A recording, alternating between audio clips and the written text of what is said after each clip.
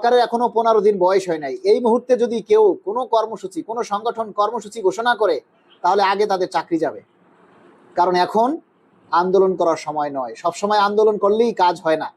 আপনাদেরকে এখন যেটা করতে হবে, আপনাদেরকে সোশ্যাল মিডিয়ায় অ্যাক্টিভ হতে হবে। আমাদের দাবির কথাগুলি এখন আর ভাইরাল হয় না। আমাদের এই যে পে স্কেল নিয়ে আমরা কথা বলছি, এই কথাগুলি এখন আর আপনারা তুলে ধরেন না, প্রচার করেন না। অথচ সোশ্যাল মিডিয়াতে এই দাবির কথাগুলি যত বেশি প্রচার হবে, তত বেশি সরকারের নজরে আসবে। ঠিক আছে? মোহাম্মদ রিয়াজউদ্দিন লিখেছেন, স্মারকলিপি দিয়ে কর্তৃপক্ষের সাথে দেখা করা উচিত। স্মারকলিপি দিয়ে কোনো কাজ হয় না। স্মারকলিপি এখন কেউ পড়েও দেখে না। আপনাদের বিষয়, আপনাদেরকে যেটা করতে হবে, সোশ্যাল মিডিয়ায় আপনাদের সবাইকে দাবির কথাগুলি তুলে ধরতে হবে। যারা ফেসবুক চালান, প্রত্যেকের হাতে অ্যান্ড্রয়েড ফোন আছে, প্রত্যেকের হাতে মোবাইল আছে। আপনারা চেষ্টা করলেই প্রতিদিন এই দাবি নিয়ে একটা করে পোস্ট করতে পারেন। যারা পোস্ট করে তাদের কথাগুলি আপনারা প্রচার করতে পারেন, কিন্তু আপনারা সেগুলি করেন না। আপনারা অন্যের দিকে তাকাইয়া থাকেন। অন্যকে বলেন যে আপনারা স্মারকলিপি দেন, আপনারা কর্মসূচি দেন, আপনারা এইটা করেন, ওইটা করেন। আপনারা করতে পারেন না। আপনারা করতে পারেন না কেন? আপনারা প্রতিটা অফিস থেকে আপনারা সবাই এক হতে পারেন না? প্রত্যেকটা অফিসেরই তো কর্মচারী আছে, প্রত্যেকটা অফিসেরই তো পে স্কেলের দরকার না? তাহলে আপনারা কেন এই পে স্কেল বাস্তবায়ন নিয়ে আপনারা কেন সোচ্চার হন না? আমাদেরকে কেন কর্মসূচি ঘোষণা করতে বলেন? আমাদেরকে কেন ঘোষণা করতে হবে? আপনারা ঘোষণা করে আপনারা রাস্তায় নেমে পড়তে পারেন না? আপনাদের যদি এত সাহস থাকে, তাহলে আপনারা নিজেরাই তো রাস্তায় নামতে পারেন। আপনাদেরকে নামতে বলতে হবে কেন? আপনার দাবি আছে না? আপনার প্রয়োজন নাই? আপনার প্রয়োজনে আপনি রাস্তায় নেমে যান না, নামেন না, দেখি আপনাদের কত সাহস। সবসময় আন্দোলন করলে চলে না, আবার ফ্যাসিস্টদের সাথে আন্দোলন করলেও চলে না। এখন যারা ফ্যাসিস্ট আছে, বর্তমানে যারা আগের যারা ফ্যাসিস্ট, তাদের সাথে যদি আপনি রাস্তায় এখন আন্দোলনে নামেন, তাহলে আপনার চাকরি থাকবে না। আমরা আপনাদেরকে বলেছিলাম যে আপনারা প্রতিটি জেলা উপজেলায় শাখা কমিটি গঠন করেন, আপনারা ঐক্যবদ্ধ হন। আমাদের কথা আপনাদের ভালো লাগে না, আমাদের কথা আপনাদের কানে যায় না। আপনাদেরকে বলেছিলাম সাংগঠনিকভাবে আপনাদেরকে শক্তিশালী হতে। আমরা তারুণ্যের যে সংগঠন করেছি, বাংলাদেশ সরকারি কর্মকর্তা কর্মচারী কল্যাণ সমিতি, প্রতিটি জেলা উপজেলায় আপনাদেরকে বলেছিলাম কমিটি গঠন করার জন্য। আপনারা থেমে গেছেন, আপনাদের মধ্যে সচেতনতা নেই, আপনারা চান না। আপনারা মনে করেন যে কমিটি করে কি হবে? আরে ভাই, একটা কমিটি হলে সেখানে একটা দায়বদ্ধতা থাকে। আজকে যদি কর্মসূচি ঘোষণা করে, আমরা ধরুন কর্মসূচি ঘোষণা করলাম, কিন্তু আপনি পালন করলেন না, কি যায় আসে? আপনাকে আমি ধরতে পারবো না, আপনাকে আমি বলতে পারবো আপনি কর্মসূচি পালন করলেন না কেন? কিন্তু আপনার কাছে যদি আমার একটা কমিটি থাকে, তাহলে আপনাকে আমার জবাবদিহিতা করার সুযোগ আছে। আপনাকে আমি বলতে পারবো যে ভাই, আপনি কমিটি করেছেন, আপনি ওই কমিটির সভাপতি, সেক্রেটারি, আপনি কেন আন্দোলন করলেন না, কেন কর্মসূচি পালন করলেন না, জবাব দিন। এখন আমরা কাকে বলবো? তাই সব সময় আন্দোলন করলে হয় না, কোনো সময় বুদ্ধি দিয়ে কাজ করতে হয়, কৌশল করতে হয়।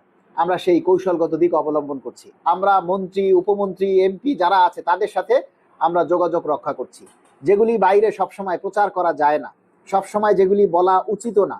আমরা আমাদের মতো আমাদের দাবির কথাগুলি আমরা প্রচার করছি। আপনারা যারা বিভিন্ন জেলায় আছেন, আপনাদের যে আসনে আছেন, প্রতিটা আসনেই তো এমপি আছে, মন্ত্রী আছে, তাদের সাথে আপনারা কূটনীতিকভাবে যোগাযোগ করেন, তাদের কাছে আপনাদের দাবির কথাগুলি তুলে ধরেন, তাহলেই তো হয়। তাহলে দেখবেন যে সামনে যে সংসদ অধিবেশন আসতেছে, সেই সংসদ অধিবেশন আসলে সেখানে যাতে আমাদের দাবির কথাগুলি উত্থাপন করে, সেইভাবে আপনারা সবাই যার যার আসন থেকে যার যার এমপি মন্ত্রীদের সাথে যোগাযোগ রক্ষা করেন। সবসময় আন্দোলন কর্মসূচি দিয়ে কাজ হয় না, বুঝতে পারছেন? সবসময় আন্দোলন কর্মসূচি দিয়ে কাজ হয় না।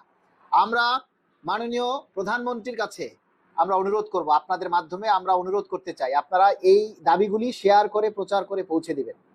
মাননীয় প্রধানমন্ত্রী, এই যে সামনে একটা ঈদ আসতেছে, আমাদের অনেক সরকারি কর্মচারী আছে যারা নিজেরা ঈদের সময় একটা নতুন জামা কিনতে পারে না, যারা ছেলে মেয়েদের মুখের দিকে তাকিয়ে তাদেরকে ভালো একটা জামা কাপড় কিনে দিতে পারে না, যারা তাদের স্ত্রীদেরকে ভালো একটা শাড়ি কিনে দিতে পারে না, অনেক বাবা মা আছে তাদেরকে তারা ভালো একটা নতুন কাপড় চোপড় কিনে দিতে পারে না। আমাদের একজন কর্মচারী কয় টাকা বোনাস পায় বলেন? যদি ৮,২৫০ টাকা তার স্কেল হয়, তাহলে সে ৮,২৫০ টাকা বোনাস পাবে। ৮,২৫০ টাকা দিয়ে কি করবে বলেন? আজকে কর্মচারীরা ধার দেনায় জর্জরিত, প্রত্যেকটা কর্মচারী ধার দেনায় জর্জরিত। তারা এই যে বোনাসটা পাবে, ৮,০০০, ১০,০০০ বা ১২,০০০, ১৫,০০০ টাকা যারা বোনাস পাবে, এই বোনাস দিয়ে কি করবে বলেন তো? এই বোনাস দিয়ে তারা কি এই সেমাই চিনি কিনবে, নাকি ঘরের যারা পরিবার আছে তাদের জন্য নতুন কাপড় চোপড় কিনবে, নাকি আগের ধার দেনা মিটাবে? আমরা আপনাদেরকে বলতে চাই, এই যে ক্ষমতায় এসে আপনার তো আগেই সরকারি কর্মচারীদের দিকে নজর দেওয়া উচিত ছিল। আপনি যেভাবে সাধারণ মানুষের কথা চিন্তা করেন, যেভাবে শিক্ষকদের কথা চিন্তা করেন মাননীয় প্রধানমন্ত্রী, সেভাবে কিন্তু আমাদের সাধারণ সরকারি কর্মচারীদের কথাও আপনার চিন্তা করা উচিত ছিল। আপনি যদি শুধু মুখ দিয়ে বলতেন যে সরকারি কর্মকর্তা কর্মচারীরা তোমরা শান্ত হও, পে স্কেল ইনশাল্লাহ আমি দেব, একটু সময় দাও, তাও আমরা মনের মধ্যে একটু স্বস্তি পেতাম, তাও আমরা মনের মধ্যে একটু শান্তি পেতাম যে যাক, আমাদের মাননীয় প্রধানমন্ত্রী যখন বলেছেন আমরা পে স্কেল অবশ্যই পাবো। আপনি তো সেটাও বললেন না, তাহলে আমরা কিভাবে আশ্বস্ত হব আপনি বলুন। মাননীয় প্রধানমন্ত্রী, আপনার কাছে এই 22 লক্ষ কর্মচারীদের পক্ষ থেকে আমরা আপনার কাছে মিনতি জানাই, আপনি দয়া করে ঈদের আগে আপনি আমাদের পে স্কেলের সম্পর্কে একটা সুসংবাদ দিন, যাতে প্রতিটা সরকারি কর্মচারী অন্তত হাসি মুখে ঈদ উদযাপনটা করতে পারে।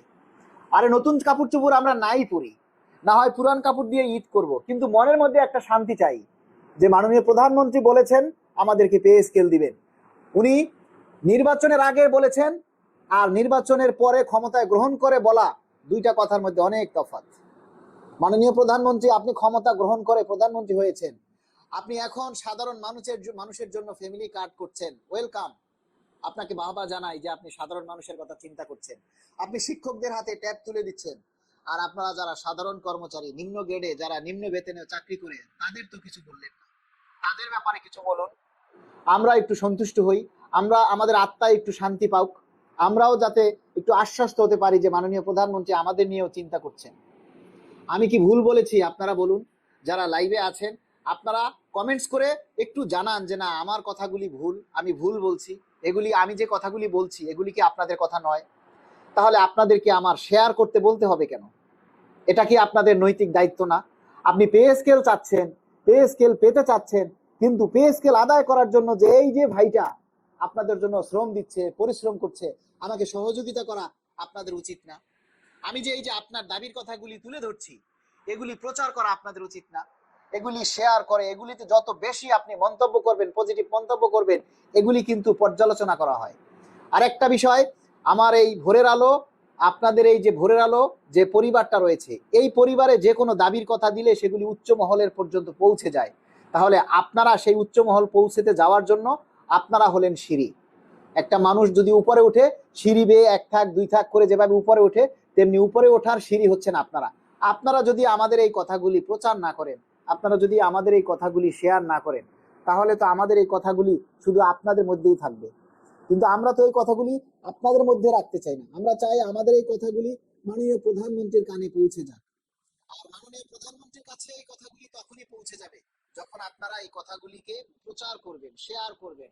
এই মাধ্যমটা, এই সোশ্যাল মিডিয়াটা হচ্ছে এমন একটা মিডিয়া, এখানে সবার কথা বলা যায়, বলার সুযোগ আছে। আজকাল টেলিভিশনে এই যে দেখেন সাংবাদিকরা অনলাইন পত্রিকায় লিখে প্রচার করে, আমরা সেগুলি সবাই প্রচার করি কেন? তারা আমাদের কথাগুলি তুলে ধরে। কিন্তু এই যে সাংবাদিকের চাইতে আমরা যে কথাগুলি তুলে ধরি আপনাদের সামনে, এগুলি কি সাংবাদিকের চাইতে কম কিছু? সাংবাদিকরা কি আমাদের দাবির কথাগুলি তুলে ধরে? বলেন। আপনারা যদি প্রচার না করেন, আপনারা যদি আমাদের দাবির কথাগুলি তুলে না ধরেন, তাহলে তো আমাদের দাবির কথাগুলি উচ্চ মহলে পৌঁছাবে না, প্রচার হবে না। আর যদি আমাদের দাবির কথাগুলি প্রচার না হয়, তাহলে আমাদের এই চেষ্টাটা, আমাদের এই কষ্টটা বৃথা যাবে। যাই হোক, আপনাদের শুভবুদ্ধির উদয় হোক, এটাই আমরা চাই। কারণ আমরা একা একা যতই চেষ্টা করি না কেন, কোনো লাভ হবে